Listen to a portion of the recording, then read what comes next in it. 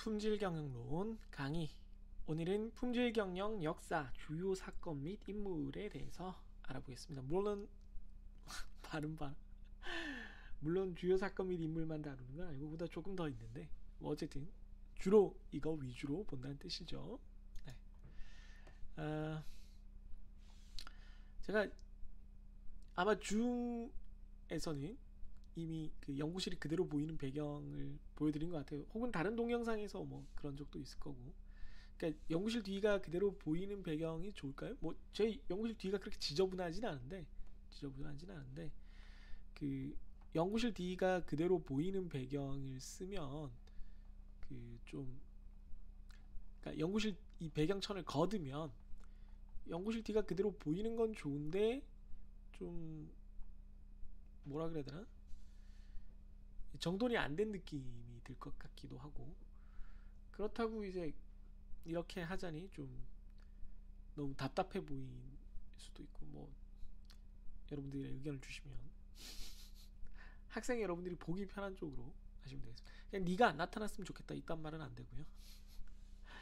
아까 품질경영 역사 하고 나서 여러분들 눈치채셨는지 모르겠는데 제목을 읽을 때, 첫 타이틀을 읽을 때 주요 사건 및 인물이라고 했어요. 인물.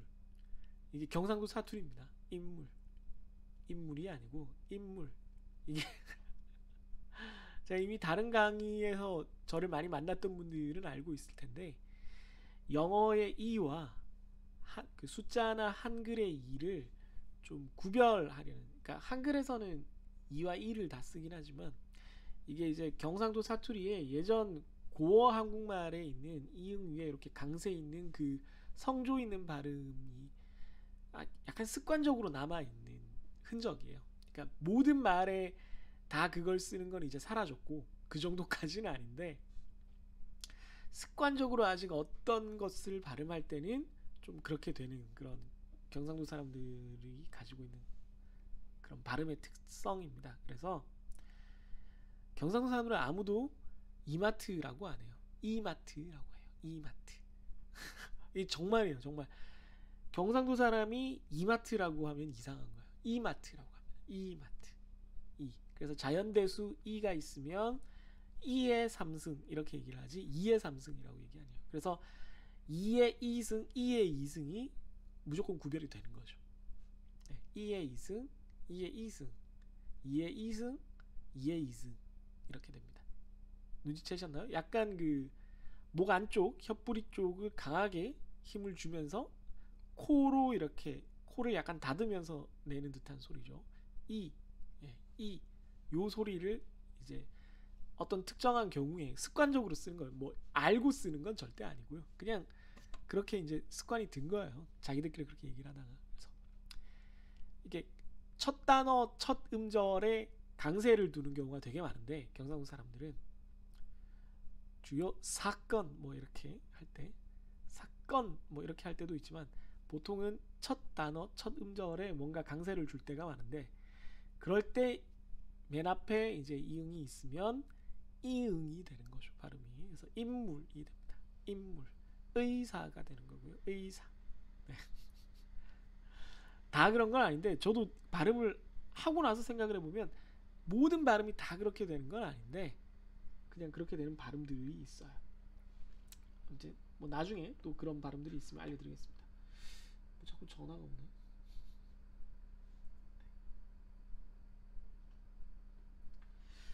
자, 보겠습니다. 강의를 같이 한번 보도록 하죠.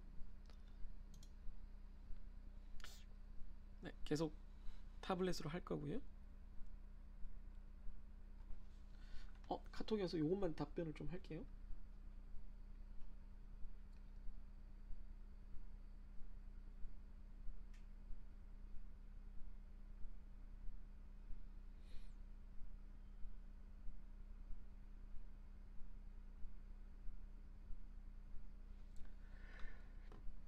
어우, 죄송합니다. 제가 재채기 아 일부러 참아. 여러분들도 조용하게 들어야 되니까. 내가 아기들 때문에 재채기, 제 코가 좀 예민한 편이어서 재채기를 원래 굉장히 크게 하는데 아기들이 제 얘기를 들으면 뭐 난리가 나기 때문에 이런 식으로 참고 있어요. 품질 경영의 흐름을 한번 봅시다. 딴소리 그만하고. 슈와트입니다. 제일 처음 만나볼 분은 슈와트고요. 월터 앤드류 슈와트. 뭐 예전에는 슈하르트라고 배웠던 것 같아요. 예전에 저는 슈하르트 이렇게 배웠는데 이게 뭐 미국 분이니까 뭐 발음을 어떻게 하는 게 맞는지는 잘 모르겠어요. 독일식 그 성씨를 가지고 계시니까 그쪽에서는 어떻게 발음을 하는지도 모르겠지만 어쨌든 뭐 그런 게 좀 어려워요. 외국 사람들은 그걸 써놓으면 그 알파벳대로 발음을 하는 게 아니라 그걸 읽는 방법이 좀 다 정해져 있어서 그렇게 좀 그 글자만 보고 도대체 이 성씨를 어떻게 읽지? 라고 이제 짐작하기 힘든 성씨들도 좀 많아요. 그걸로 이제 좀 되게 재밌는 배우 중에 하나가 성씨가 아니고 이름으로는 그 시얼샤 로넌이라는 여자 배우가 있고 남자 배우는 제이크 질런할 이분은 성이네요. 근데 질런할 같은 경우는 노르웨이인가 성씨라서 사실은 발음이 질런할 이렇게 되는 질런할 이렇게 되는 거라서 발음이 좀 어려운 거죠. 시얼샤도 그분은 이제 이름인데 세올샤인가 시얼샤 하여튼 이름 발음이 굉장히 어렵습니다. 한글로는 그냥 한국에서 네이버에서는 그냥 시얼샤 이렇게 적혀 있을 거예요. 아무튼 월터 슈와트 보통 그냥 우리가 슈와트 합니다. 슈와트 이분 너무 유명한 분이에요. 너무 이 품질 경영론에서도 이분 이름이 꽤 등장하지만 통계적 품질 관리 수업을 듣는 학생들 혹은 들었던 학생들이 있으면 통계적 품질 관리에서는 뭐 이분 뭐 거의 시작과 끝이라고 할 수가 있죠. 시작과 끝. 이분이 통계적 품질 관리, 그러니까 통계라는 것, 많은 자료들을 이제 정리를 해서 확률 분포 형태로 만들고 그 확률 분포를 이용을 해서 이 자료들로부터 의미를 찾고 그걸 품질 관리에 응용하는 방법들, 기법들을 만들어낸 분이죠. 이분이 거의 뭐 만든 거죠.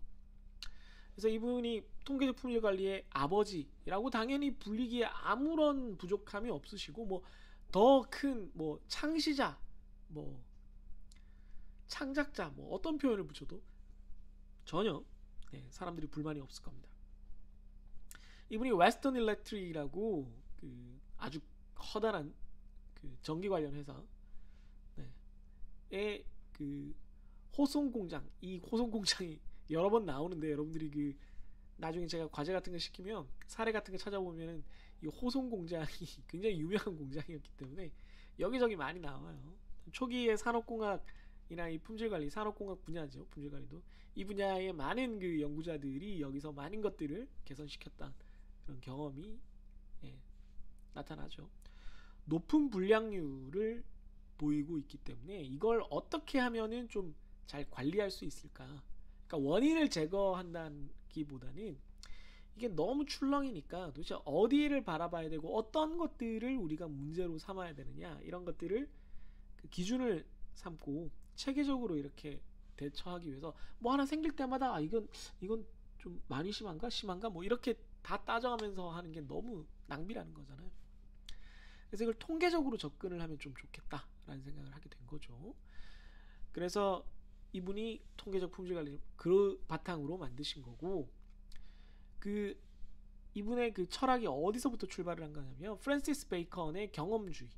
그러니까 어떤 경험을 토대로 즉 우리가 실제로 관찰한 것, 실제로 관측한 것을 토대로 자연과학 뭐 꼭 자연과학뿐만이 아니라 어떤 논리와 이론이 발전을 해야 된다. 거기서부터 실험과 그 결과를 통해서 그 반증할 수 있는 어떤 논리적 체계가 구성돼야 된다라는 게 경험주의인데 그 경험주의에다가 이제 이분이 자기가 강점이 있던 통계학을 접목시켜서 그러면 요게 요렇게 된다 안 된다를 기준을 통계학의 어떤 기법들로 우리가 구성을 하자라고 해서 통계적 품질관리가 나타난 겁니다. 나중에 통계적 품질관리에 대해서 우리가 이번 학기에도 또 다루겠지만 정말로 간단한 몇 개의 원칙을 계속 확장해 가면서 여러 군데에 쓰고 있어요.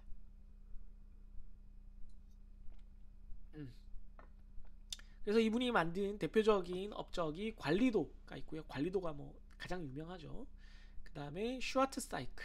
이게 나중에 이제 제자인 데밍이 개선시켜서 데밍 사이클 혹은 PDCA 사이클로 불리지만 시작은 슈와트 사이클이었습니다.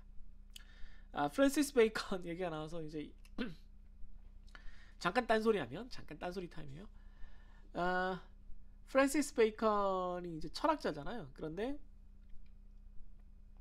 사람들이 그 인터넷에 그 유머 보면은 이분의 가장 유명한 명언 중에 하나가 경구 중에 하나가 아는 것이 힘이다요. 아는 것이 힘이다. Knowledge is the power. Knowledge is the power. 그래서 그 미국 사람이었는데 자기는 어릴 때 누군가가 아는 것이 힘이다. Knowledge is the power. Knowledge is the power. 이렇게 얘기하면 꼭 뒤에 누가 덧붙이더라는 거야. France is bacon. 프란시스 베이컨을 그렇게 들은 거죠. 프란시스 베이컨. 프랑스는 베이컨이다. 도대체 저걸 왜 덧붙이지? 라고 생각을 하지만 이걸 뭔가 물어보면 창피할 것 같아서 물어보지 못한 거예요. 그래서 자기가 뭘 얘기를 하다가 you know, knowledge is power.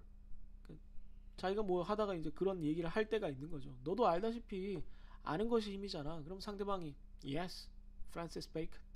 맞아, 프랑스는 베이컨이지. 이렇게 대답을 했다는 거야. 또 반대로 다른 사람이 그 얘기를 했을 때 자기가 프랑스 is bacon, 프란시스 베이컨 이렇게 대답을 해도 상대방이 yeah, you're right. 맞아. 그렇게 하더라는 거예요. 도대체 이게 무슨 인과관계가 있는지 모르고 그렇게 평생을 살다가 대학교 때 어떤 책에서 이제 발견을 한 거죠. 프란시스 베이컨. 프랑스 is bacon이 아니었구나 라고. 네, 영어 개그라서 아무 재미가 없었겠죠. 대단히 죄송합니다. 네. 그러니까 미국에선 우리나라도 뭐 그럴 때가 있는데 미국에서 많이 그래요. 서양권에서 많이 그래요. 어떤 경구를 쓰면 그 밑에 그 다음에 그 말을 한 사람을 이제 한 번 더 읊어주는 거죠. 뭐 예를 들면은 신은 주사위 놀이를 하지 않는다. 그럼 이 말을 한 사람이 아인슈타인이니까 알버트 아인슈타인. 알버트 아인슈타인이 한 말이지. 그러니까 의역을 하자면 그런 뜻이에요. 그냥 알버트 아인슈타인 이렇게만 얘기를 하지만 실제 의미는 그거 그래 맞아 알버트 아인슈타인의 말이지 라는 뜻이에요. 그럼 이렇게 서로 하고 넘어가는 거죠. 그러니까 인용을 했을 때 이렇게 쿼테이션 따옴표로 인용을 한 것 같이 됐을 때 그 밑에 출처를 밝혀주는 그런 대화를 하는 게 되게 일반적인 거예요. 너 자신을 알라. 그럼 Socrates, yes. 뭐 이렇게 대화를 하고 넘어가는 건데 이제 그 사람이 프란시스 베이컨을 프랑스 이즈 베이컨으로 알아들었다는 그런 아주 쓸데없는 개그였습니다. 죄송합니다. 다음은 데밍이에요. 데밍. 네, 윌리엄 에드워즈 데밍. 윌리엄 에드워즈 데밍. 네. 에드워드 보니까 또 드립치고 싶은데 네. 원래 아재들 여러분이 그걸 이해를 하셔야 되는 게 저는 엄연한 이제 40대 중반이고 40대 아재들은 이 드립을 참을 수 없어요. 네. 용서하셔야 돼. 용납하셔야 돼요. 다른 방법이 없어. 네. 애도워도 슬퍼도 네 죄송합니다. 일본 품질관리의 아버지인데 왜 일본 품질관리의 아버지냐면은 1950년대 전쟁이 이게 이제 일본 뒤에도 일본 얘기가 나오니까 데밍이랑 쥬란이 일본 품질관리에 되게 큰 기여를 해요. 이게 무슨 상황이냐면 전쟁이 끝나고 나서 일본이 졌죠. 여러분들 세계 2차 대전 아시죠? 태평양 전쟁. 네. 태평양 전쟁 때문에 이제 미국이 그렇게까지 화난 전쟁은 그 이전에도 이후에도 없어요. 태평양 전쟁뿐이에요. 왜냐하면 물론 이제 9.11은 전쟁은 아니고 테러니까 전쟁 중에 미국 사람이 그렇게 가만히 있다가 갑자기 날벼락을 맞아서 많이 죽은 사건이 진주만밖에 없어요. 진주만. 펄하버 하와이. 일본이 그냥 선전포고도 안 하고 냅다 싸대기를 때린 거죠. 싸대기를 팍 때리면 나한테 이렇게 한 사람은 네가 처음이야. 와, 너 되게 세구나. 친하게 지내자. 이럴 줄 알았던 거죠. 뭐 혹은 뭐 다른 해석도 있는데 어쨌든 그래서 이제 덤볐다가 잠깐 딴 얘기니까 네, 큰 화면 넘어갈게요. 이제 미국이 너무너무 화가 나서 일본을 심하게 심하게 이제 공격을 한 거죠. 원자폭탄까지 터트려가면서. 물론 원자폭탄 터트린 건 뭐 다른 방법이 없으니까 그런 거기도 한데, 원자폭탄으로 항복을 안 했으면 진짜 일본에 상륙을 해서 어마어마하게 많은 사람들이 더 많이 죽었을 가능성이 높기 때문에, 미국도 물론 피해가 있었겠지만 일본은 정말로, 네, 그 미군 그 공군 참모총장 커티스 르메이가 한 말처럼 일본을 석기 시대로 만들어 버릴 가능성이 있었던 거죠. 어쨌든 그러고 나서 일본이 이제 폐허가 됐어요. 폐허가 됐는데, 폐허가 됐지만 미 군정이 이제 등장을 하면서 군수에 관련 없는 거, 평화로운 산업은 해도 좋다. 미국이 이제 다스리는, 그러니까 준 식민지처럼 잠시 운영이 됐는데, 그러면서 평화적인 산업 활동을 빨리 해서 너네가 자립을 해라. 그래야 우리가, 미국이 계속 여기에 아시아에 이렇게 막 왈가왈부하고 싶지 않다. 한국도 그렇고 일본도 그렇고 빨리 거기서 벗어나고 싶다. 이게 미국의 특징이에요. 식민지를 꾸준히 운영을 하는 게 아니라 그냥 이따가 좀 빨리 이제 빠지고 싶은 거지. 내 나라만 해도 이따시만큼 큰데 뭘 굳이 뭐 바깥까지.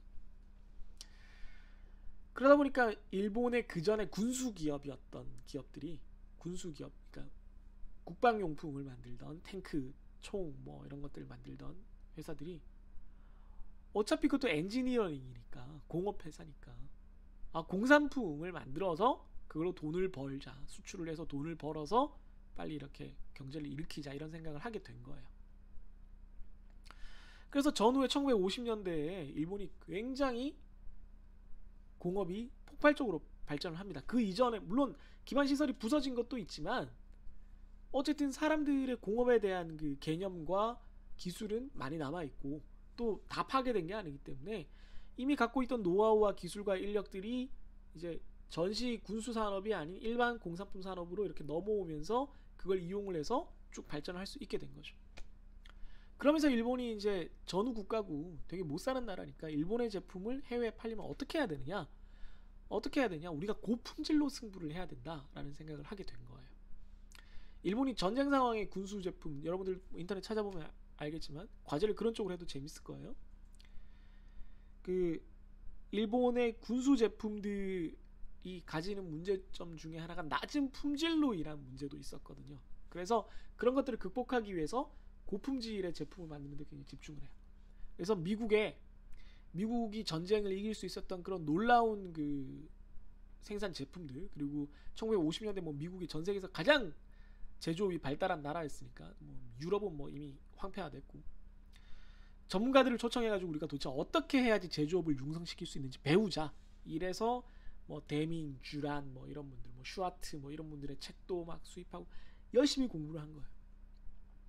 그래서 이제 여기 리스트에 나오는, 나중에 등장하지만 카오루 이시카와 같은 사람이 일본에서 품질, 이런 식으로 하면은 품질을 우리가 발전시킬 수 있겠구나, 이런 식의 활동, 이런 개념, 이런 관점으로 우리가 품질 관리를 해나가야 되겠다는 게 일본에 쫙 퍼진 거예요. 야, 이렇게 하니 되더라. 미국 봐라, 되잖아. 우리도 된다니까. 그렇게 해서 해가지고 일본이 어떻게 됐어요? 60년대 70년대에 전 세계를 정복을 하죠. 뭘로? 고품질의 공산품으로. 오토바이 엔진, 뭐 카세트 테이프 플레이어, 뭐 라디오, 뭐 이런 것들이 너무 품질이 좋은 거야, 가격 대비. 그래서 야, 일본 전자제품 진짜 좋은데? 이러고 쓰기 시작한 거야. 그러고 나서 재밌는 일이 뭐냐면, 미국이 일본 제품에 맥을 못 쓰고 넘어지는 거야. 너무 싼 제품이 너무 고품질로 오니까 이건 뭐야, 못 이겨, 일본 자식들 뭐야. 그래서 이제 연구를 하기 시작한 거지. 반대로 어떻게 하면 그렇게 품질이 좋을 수 있느냐를 우리가 배워야겠다. 그래서 일본으로 가서 일본의 품질 전문가들을 뉴욕으로 초청을, 워싱턴으로 초청을 해요. 미국으로. 그랬더니 일본 사람들이 응? 이러고는 가서 한 얘기가 그거죠. 야, 너네한테 우리가 다 배운 거야. 미국에 이미 이 품질을 발전시켜온, 품질을 관리해온, 경영해온 역사가 쫙 있어. 너네가 다 했던 거야. 근데 이제 너네가 너무 잘 살고 막 대량 생산에 너무 자신이 있으니까 한 3만 개 찍고 2,000개 분량이면 2,000개는 버리고 나머지 28,000개 팔자, 이런 식으로 너네가 자꾸 접근을 하니까 이게 품질이 관리가 잘 안 됐던 거야. 예전엔 너네 품질 관리 되게 잘했어. 찾아봐. 물론 우리가 지금 한 것도 가르쳐 주겠지만 우리가 너네한테 배웠었거든? 뭐 이렇게 된 거죠. 미국이 헐 진짜? 야 이 뭐냐? 이 스토리 어떻게 가는 거냐? 좀 꼬이는데? 아 창피한데? 뭐 이러면서 이제 다시 미국이 품질을 다시 이제 그 뭐라 그럴까 그 헤리티지 그 유산을 계승해서 발전시키려고 하게 된 거죠. 그래서 이제 미국과 일본이 양쪽 태평양을 사이에 둔 두 개의 거대한 제조업 국가가 품질에 대해서 서로 주고받고 한 그런 역사가 여기에 조금 나오는 거예요. 근데 사실 미국이 다시 받고 나서 뭐 특별한 게 없기 때문에 뭐 그 얘기는 별로 안 나오는데 예, 어쨌든 그 얘기가 좀 나오는 겁니다. 예, 쓸데없이 좀 떠들었나요? 네, 빨리 넘어갈게요. 네, 그래서 데밍이랑 주란이 방금 말한 대로 일본에 가서 품질을 많이 알려줍니다. 데밍은 원래는 그 품질 쪽에 있었던 사람도 아니고 공대생도 아니고 그 인구조사 데이터 수집 전문가예요. 샘플링 전문가입니다. 네, 우리나라는 통계나 수학이 무조건 이과에서 쓰인다고 생각하는데 미국은 이제 우리나라도 없어졌죠. 문이과의 구별이 없을 뿐만 아니라 경제학이나 사회학 이런 거가 다 통계학 기반으로 이루어진다고 생각을 해야 되기 때문에 경영학, 경제학 하는데 수학은 필수적이에요. 네, 아주 필수적입니다. 그래서 이분도 네, 샘플링 전문가로 인구조사 데이터 수집을 하다가 이제 어떤 것들, 어떤 조직의 문화, 어떤 특히 이제 생산업체의 문제를 발견하고 수정하고 개선시키는 요 과정을 이렇게 해야겠다라는 거를 이제 알게 되죠. 그러면 문제를 어떻게 찾을 거냐를 이제 통계적으로 접근을 하신 건데 그게 바로 통계적 진단 방법으로 일반 원인과 특별 원인을 찾는 거예요. 그러니까 일반 원인은 통계 분포로 봤을 때 이 정도 범위의 문제는 늘 생길 수 있다. 이거는 뭐 어떻게 할 수 없어. 아무리 정밀하게 만든 기계라도 그 정도의 변화는 있어. 그건 뭐 일반 원인 그냥 넘어가. 그런데 갑자기 엄청 크거나 엄청 작거나 엄청 빠르거나 엄청 느리거나 이런 문제가 생긴다. 그러면 이거는 원인이 따로 있는 거야. 이건 따로 봐야 돼. 그래서 통계적으로 틀을 만들어 놓고 이 바깥에 있는 건 이거 뭔가 좀 우리가 고민을 해보자. 이렇게 되는 거죠. 그래서 일반 원인과 특별 원인을 나누는 방법을 통계적으로 이제 만든 거고요. 그거보다 이제 더 유명한 건 아까도 얘기했지만 데밍 휠이라는 걸, 데밍 바퀴라는 걸 만들어서 이렇게 여러분들 인터넷 그림 찾아보시면 이렇게 네 가지가 PDCA가 돌아가는 바퀴가 있습니다. 그거에 대해서 오른쪽에 정리해 놨으면 다 비슷비슷한데 가장 많이 나오는 얘기가 데밍 휠을 이제 개선시키게 자기 스스로 개선시킨 게 PDCA이고 나중에 PDSA라고도 불리는데 가장 많이 나오는 얘기가 PDCA예요. PDCA 기준으로 이해하시면 되겠습니다. Plan 뭔가를 계획을 하고 do 생산을 해요. 그런 다음에 생산을 해서 판매를 하면서 이제 반응을 보는 거죠. 체크. 현재 이제 우리가 as is로 생산 판매 설계 생산하고 있는 과정을 체크를 하는 거예요. 그런 다음에 act 조사하는 건 뭐냐면 체크 act는 판매를 해서 as is로 이렇게 된 거를 봤더니 이 과정 설계 생산에서의 문제 혹은 소비자에게 전달됐을 때의 문제가 있다 이거예요. 그러면 그걸 가지고 act 다음 행동을 개선 방안을 만드는 거죠. 그런 다음 다시 개선 방안 나오면 또 P로 돌아가는 거예요. 이렇게 빙글빙글 도는 거죠. 그래서 PDCA 이렇게 되는 겁니다. 이런 절차를 통해서 할 수 있다라는 거고 체크를 스터디 좀 더 이제 연구를 한다는 느낌으로 이렇게 용어를 바꾸기도 했었습니다. 자, 다음 전문가는 주란이고요. 조셉 모제스 주란. 마제스. 실제 미국에서는 모제스, 모세죠, 모세입니다. 성경에 나오는 모세입니다. 갈라져라 하면 이제 바다를 가르고 십계명을 받아서 돌판으로 말 안 듣는 사람들을 후드려 패신 진정한 스웨것이죠. 뭐 종교적 의미가 아니라 그냥 그 얘기가 재밌어서 언급한 거예요. 이분도 웨스턴 엘렉트릭의 호송 공장에서 일을 하셨었고 나중에 뉴욕 대학교 산업공학과 교수가 되십니다. 이분은 학자로서 좀 유명한데 학자로서 단순히 그냥 그 자기의 그 통계와 품질에 관련된 관점들을 정리한 거를 이제 강의했다는 것 정도로 연구했다는 것 정도로 유명한 게 아니라 여기 나오지만 품질 관리 핸드북이라는 걸 만든. 핸드북이 뭐냐면은 필드 매뉴얼, FM, 여러분들 뭐 FM대로 한다, FM대로 한다는 말 들어봤잖아요. 그게 그 영어로 필드 매뉴얼, FM이에요. 필드 매뉴얼은 야전, 필드가 이때는 땅이 아니고 전쟁하는 곳을 말합니다. 전쟁 현장을 말해요. 그러니까 뭐 그 회사로 치면은 생산 현장을 말해요. 매뉴얼은 설명서거든요. 그러면 현장에서 쓸 수 있는 교범, 그래서 전장 교범 혹은 현장 교범을 필드 매뉴얼이라 그러는데, 그때 매뉴얼보다 더 자세하게 돼 있는 걸 핸드북이라 그래요. 매뉴얼은 이렇게 해라만 있는 거고, 핸드북은 뭐가 잘못됐을 때는 이렇게 해라는 대처법도 적혀 있는 거고, 혹은 더 자세한 얘기들이 있는 거예요. 그러니까 그거 한 권 있으면 어떻게든 해나갈 수 있다. 이걸 핸드북이에요. 손에 들고 다녀야 되는 거예요. 지침서 같은 거죠. 그러니까 말 그대로 지침서를 만든 거예요. 품질에 대한 지침서를. 그래서 이분이 너무 유명해져서 아까 얘기한 대로 1950년대에 일본을 방문했고, 이거에 너무 감명을 받은 사람이 뒤에 나오는 이시카와 박사님입니다. 또 이분은 품질 트릴로지라는 걸 중요한, 트릴로지는 세 가지가 이렇게 합쳐진 거, 삼위일체 같은 걸 말하는 거예요. 네. 보통 트릴로지가 뭐를 말하는 거냐면 이제 뭐 3부작, 네. 반지의 제왕 3부작 뭐 이런 식으로 영화나 뭐 드라마나 책 같은 거 어떻게 뭐 상중하 뭐 이렇게 세 개가 합쳐져서 한 작품이 되는 경우를 트릴러지라고 합니다. 트릴러지로 된 작품들이 되게 많은데 갑자기 왜 반지의 제왕밖에 생각이 안 나지? 스타워즈 오리지널 시리즈나 프리퀄이 다 3편씩이었죠. 네, 그래서 그 3부작. 크리스토퍼 놀란의 배트맨도 3부작이죠. 비긴스, 다크나이트, 다크나이트 라이즈스. 보통 이제 3이 동양이든 서양이든 이제 되게 딱 균형 있는 숫자라 그래서 트릴러지, 그래서 3위일체, 3부작 뭐 이런 뜻으로도 쓰고, 또 트라이펙타라는 말 써요. 트라이펙타. 네.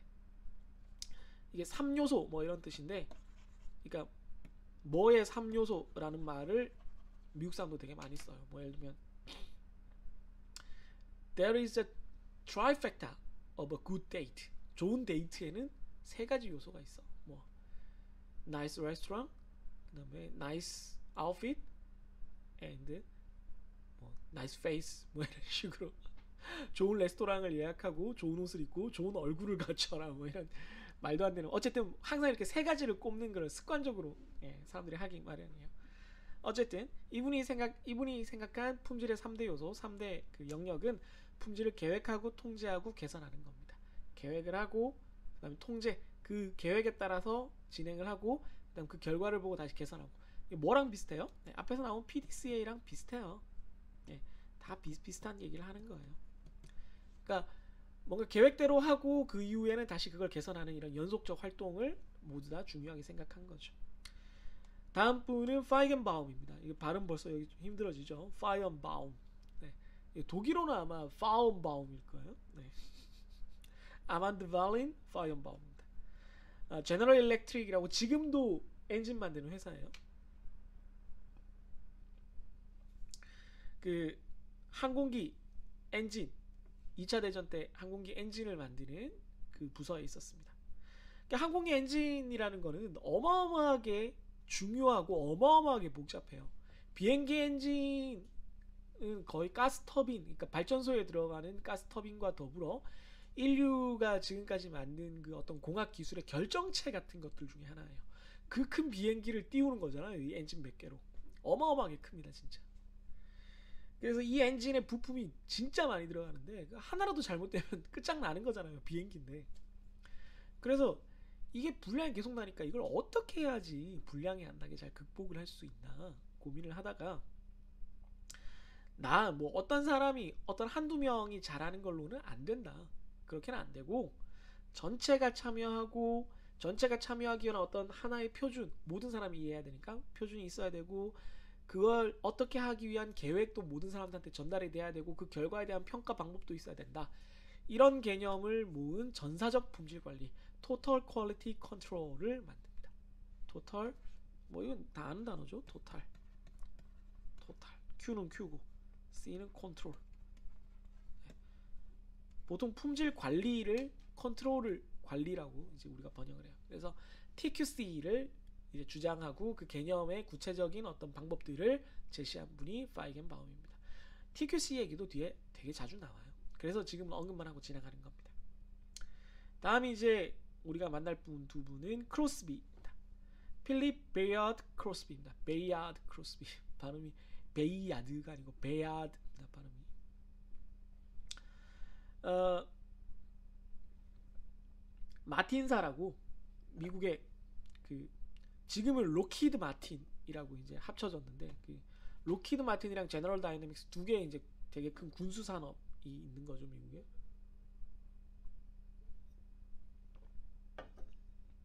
거기서 퍼싱 미사일 이라고 되게 유명한 장거리 미사일을 공격용 미사일을 만드는 그 프로젝트에 있었는데 그때 이게 무기다 보니까 이분이 생각을 한 게 그 이전에는 뭐 지금도 사실은 어느 정도 통용되는 개념이지만 불량률을 일정 이상 퍼센트를 줄이면 된다. 완전히 제로로 만드는데 집착을 하면 지나치게 많은 비용과 관리와 억압이 발생을 해서 오히려 부작용이 생긴다. 근데 이제 이분이 그렇게 생각한 거죠. 크로스비가 야 이거 미사일 아니야. 군수 물품 아니야. 여기는 불량이라는 게 있어서는 안 돼. 불량을 그런 식으로 넘어가려고 생각해서는 안 되고 제로 디펙트 0 불량을 무결점을 우리가 목표로 해야 된다. 그러기 위해서 어떻게 해야 되느냐를 이제 이분이 주장을 하신 거예요.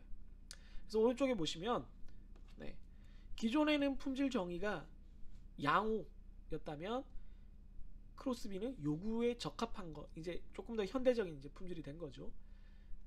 그냥 잘 된다 정도가 아니라 목표치가 있어요. 지금도 우리나라도 그렇고 군에서 무기 체계를 만들면은 목표치가 있어요. 목표치. ROC가 있어요.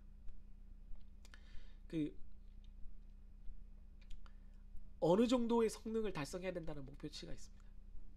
그래서 품질 시스템이 예전에는 사후 평가였다면 만들고 나서 얘가 불량인지 아닌지 몇 퍼센트가 불량인지를 따지는 거였다면 크로스비는 예방을 해야 된다. 왜? 예방을 해야지 무결점을 만들 수 있다. 이전에는 만들고 일정 불량이면 그것만 제거하고 뭐 내든가 아니다. 사전적으로 그냥 해야 된다 라는 거야.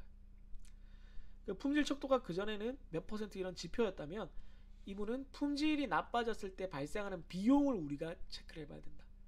품질이 불량이 하나라도 나면 그것 때문에 많은 불량이 발생한다. 예를 들어 전쟁 중이면 예를 들어 미사일 같으면 이 미사일로 적을 원킬로 죽였어야지 되는데 못 죽임으로 인해서 그 적이 반격을 해서 우리 위치를 이제 알았을 테니까 우리 군사가 죽는다면 그 비용은 어떻게 따질 거냐. 어마어마한 손실 아니냐 이렇게 생각을 한 거죠. 그래서 품질을 줄이기 위해서 노력을 하는 게 가장 싼 거다. 그래서 quality is free. 품질은 공짜다. 고품질을 추구하는 것은 품질은 우리에게 비용을 발생시키지 않는다. 불량이 우리한테 비용을 발생시키는 거다라는 주장을 해요. 그래서 크로스비의 품질 원칙이 이렇게 돼 있는 거고, 그래서 품질 백신이라는 뭐 또 3단계의 원칙을 만듭니다. 결의하고 결심하고 그 사람들한테 교육하고 실행한다 뭐 이런 건데요. 중요한 건 뭐 오른쪽 표랑 뭐 무결점 이런 거를 알아두시면 되겠습니다. 다음 이제 이시카와 카오루입니다. 이시카와가 성이에요. 성. 카오루 이시카와는 이제 일본식으로 봐. 이게 참 힘든 거예요, 그죠? 일본 사람들 이름을 영어식으로 읽느냐 한국말로 읽느냐 이게 참 힘들어요. 예를 들어 아소다로라는 일본 정치인을 우리는 아소다로라고 읽지만 미국은 다로 아소라고 읽습니다. 이런 게 참 힘든 거예요. 이게 동양권과 서양권이 이제 패밀리 네임과 그 자기 개인 네임을 이렇게 적는 방법이 다르기 때문에 자, 아까도 말했지만 이시카와는 일본 품질 관리의 아버지고요. 색칠을 안 해놨네. 이분이 남긴 업적 중에 제일 유명한 건 품질 관리 분임조. 뒤에 나옵니다. 현장에서 소수의 사람들이 서로 조를 이루어서 직접적으로 실천하는 전사적인 품질 참여 운동이에요. 그 다음에 특성 요인도로 불리는 이시카와 다이어그램. 이것도 뭐 SQC 들은 학생들은 이미 다 알고 있을 건데 뭐 이런 식으로 해서 원인을 찾아 나가는 그래프죠. 여기 최종 결과물이 있고. 그래서 일본적 품질 관리의 어떤 원칙들을 만드신 분입니다. 품질이 제일 중요하고 소비자를 지향해야 되고 차공정은 손님이란 말을 해요.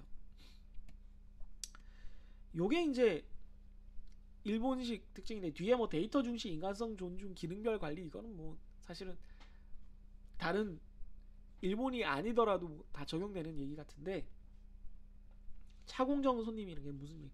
옆에 장벽 문제라고 제가 적어놨는데 보통 일반적으로 품질을 다룰 때 생기는 문제는 A, B, C 파트가 각각 A, B, C 파트가 이렇게 있으면 A, B, C 파트가 각각 일을 하면서 어떤 결과를 향해 나아가요. 그러면 A 파트는 B 파트가 뭐 하는지 모르고 B 파트는 C 파트가 뭐 하는지 모르고 그냥 자기 일만 하기 때문에 여기서 어떻게 조금 문제가 생겼을 때 이게 B에서 증폭될 수 있다거나 이런 문제를 전혀 파악을 못해요.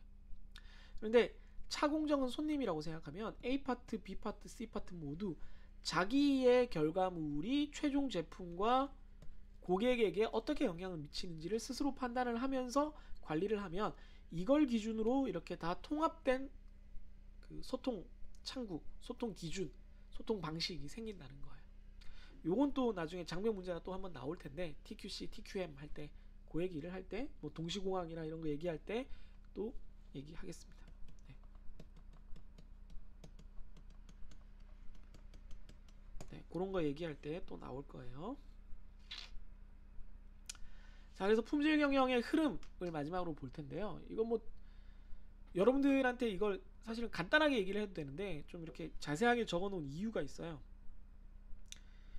그 품질 경영 기사를 딸 때 이 시험 문제들을 보면 되게 당연한 거 어떤 도덕 테스트 같이 되게 뻔한 얘기인데 헷갈리는 것들이 있어요. 그 대표적인 게 이건데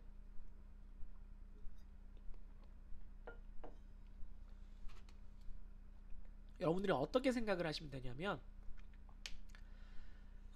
점점 더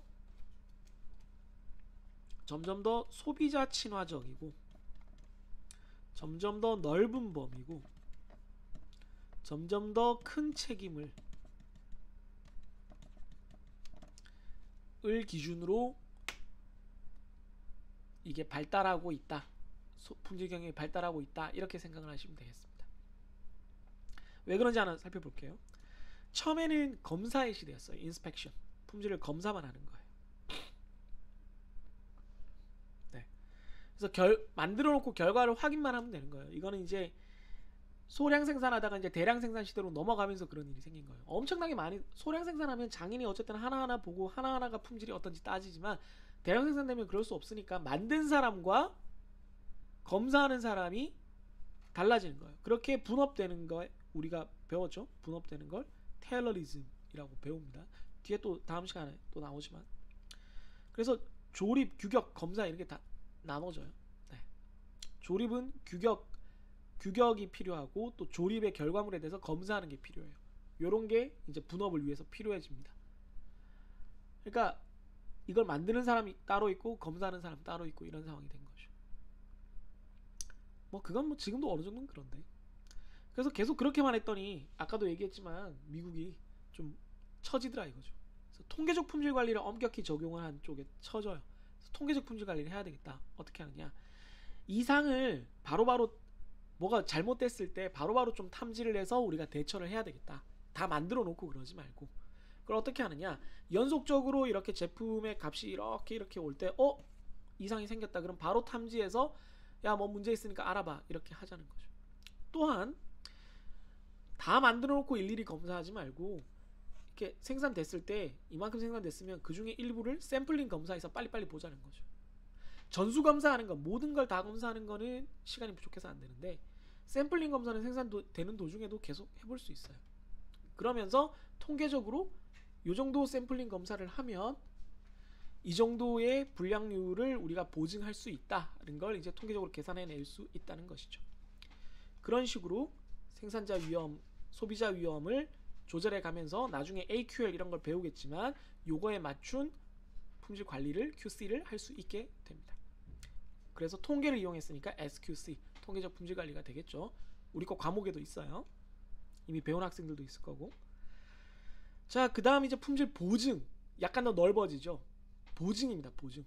위에 두 개는 회사에서만 하는 거고 QA로 가면서 이제 고객과 관련이 있어요. 주란이 얘기를 했어요. 품질 비용은 avoidable, unavoidable. 피할 수 있는 비용과 피할 수 없는 비용으로 구성되어 있다라고 하면서 이 품질 비용을 줄이는 게 중요하다. 그러니까 품질 비용이 왜 발생하느냐면 소비자한테 불량품이 갔을 때 어마어마한 그 비용이 발생을 한다는 거예요. 그래서 이걸 줄이기 위해서, 그러니까 즉 다시 말해서 고객에게 일정 정도의 품질이 아예 보증이 되도록 assurance, A가 assurance예요.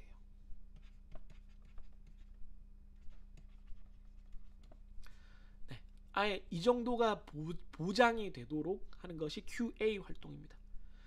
그래서 파이겐바움은 TQC, 전사적 품질 관리를 통해서 품질 관련표를 제시를 했고, 이걸 잘하기 위해서 랜드 연구소에서는 신뢰성에 대한 개념을 만들고, FMEA 이것도 뒤에 나오는데 어디서 문제가 발생할지를 알아서 미리 이렇게 관리를 하는, 위험을 미리 관리를 하는 도구들을 만들어냅니다. 아까 얘기한 마틴사의 그 퍼스팅 미사일에 대해서 무결점주의를 주장을 해요. 누가 했죠? 바로 여기였잖아. 이거 여러분들 이거 자주 나와요. 네. 크로스비의 무결점주의. 그래서 이걸 do it right from the first, do it right from the start 해서 do it right from the start 혹은 do it right from the first time 해서 DIR TFT라고 부르기도 합니다. 그러니까 처음부터 잘하면은 아예 무결점이 될 거고, 고객한테 완전히 품질이 보증된 상태로 갈 거고, 아무 문제가 생기지 않는다, 이런 얘기죠. 이게 품질 보증은 품질 관리와 비슷한 레벨에서 이루어지지만 소비자를 생각한다는 점에서 좀 넓어진 거예요. 이제 더 넓어지면 이제 품질 경영단으로 넘어갑니다. 그러니까 관리를 하는 전체 회사 활동 중에서 일부분을 다루는 게 아니라 회사의 전체 활동을 경영이라고 보면 회사 전체 활동의 범위로 넘어간다는 거예요. 퀄리티 매니지먼트 혹은 TQM이라고 해서 토탈 퀄리티 매니지먼트라고 부르는 거죠. 그래서 적극적으로 피해나 비용을 줄이겠다는 개념이 아니라 소극적으로, 적극적으로 소비자의 만족을 올리겠다. 아까 품질을 통해서 우리가 이익을 볼 수 있다라고 얘기를 했던 것처럼, 그 품질을 올리는 게 고품질을 추구하는 것 자체가 우리 회사 전체의 어떤 전략이 될 수 있다라는 거예요. 네. 품질을 그냥 비용을 줄이기 위한 어떤 회사의 그 경영 활동 중에 일부로 보는 게 아니라, 어떤 부서의 어떤 일로 보는 게 아니라, 전사가 참여해서 경영자가 머리에 염두에 두고 우리 회사는 높은 품질의 제품을 생산하는 회사로 아예 자리매김을 해서 그걸 전략으로 삼자는 거예요. 우리가 이 험난한 경쟁 시장을 뚫고 나가는 방침으로 삼자, 이런 생각을 할 수 있다는 거죠. 그래서 제품은 소비자 만족을 위해서 존재를 하고 그게 품질이 돼야 되고, 우리가 그걸 경영의 목표로 삼겠다라는 겁니다. 아예 목표가 그렇게 되는 거예요. 경영 활동의 일부분이야. 그러니까 점점 더 확대돼 가고, 주안점이 점점 더 소비자 쪽으로 가고, 책임이 점점 더 커지고, 할 일이 점점 더 많아지는 거죠. 네, 그런 식으로 발전해 나가고 있다라고 이해를 하시면 되겠습니다. 요 세부적인 건 왜 적어놨냐면, 뭐 저기 품질경영 기사 같은 거 볼 때 이런 게 좀 나와요. 그래서 이제 알아두시라는 거고, 흐름은 제가 방금 요약한 대로 위에 이런 소비자 더 넓게 더 큰 책임, 이렇게 생각을 하시면 되겠습니다. 네. 그 오피스에 나오는 드루트였나? 슈트였나? 제 이름을 까먹었네요. Choose two, enough sleep, grades, or social life. 세 개 중에 두 개만 고르세요. 두 개만 할 수 있다는 거예요. 충분히 자고, 좋은 학점을 받고, 그 다음에 소셜 라이프, 그러니까 친구를 많이 사귀고. 그래서 이 세 개 중에 보통 두 개만 할 수 있다는 게 이제 일반적으로 알려진 얘기예요. 대학 생활에 있어서. 이게 정말로 미국 대학생들한테 일반적으로 이제 있는 얘기예요. 잠을 충분히 잔다. 그러니까 건강이라고 볼 수도 있죠. 그 다음에 공부 잘하는 거, 학점 잘 받는 거, 그다음 친구랑 잘 지내는 거, 잘 사귀는 거. 두 개를 고르라고? 틀렸어. 하나만 골라야 돼. 라고 얘기를 하는 거죠. True story. 진짜야. From a lonely guy. 제가 되게 나중에는 좀 외롭게 지냈는데, 공부를 좀 하려고 드니까 진짜 외로워졌어요. 그렇다고 뭐 평생 그렇게 외롭게 지내진 않았고, 엄청 놀다가 그렇게 됐지만, 여러분도 아마 공부를 하다 보면 좀 그런 순간이 올지도 모르겠습니다. 생각보다 너무 길어졌네요. 이거 진작 잘랐어야 되는데 하다 보니까 탄력을 받아서 이렇게 했는데, 다음부터는 동영상을 꼭 잘라가면서 촬영을 하도록 하겠습니다. 네, 두 번째 강의까지 여러분들이랑 함께 해봤고요. 네, 다음번에 또 다음 강의 자료로 만나 뵙도록 하죠. 그럼 여러분 안녕히 계세요.